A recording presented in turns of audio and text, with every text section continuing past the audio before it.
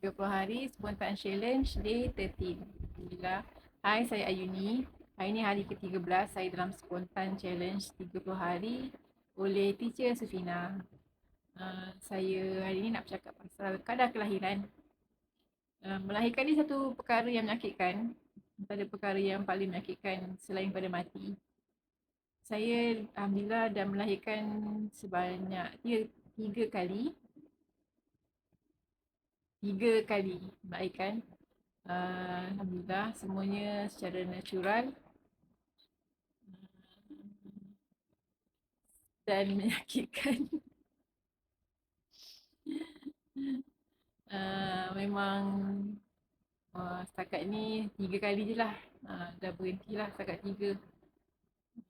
Kalau siapa yang tengok public health punya post yang terbaru ni, dia cakap pasal kelahiran Malaysia yang semakin merundum.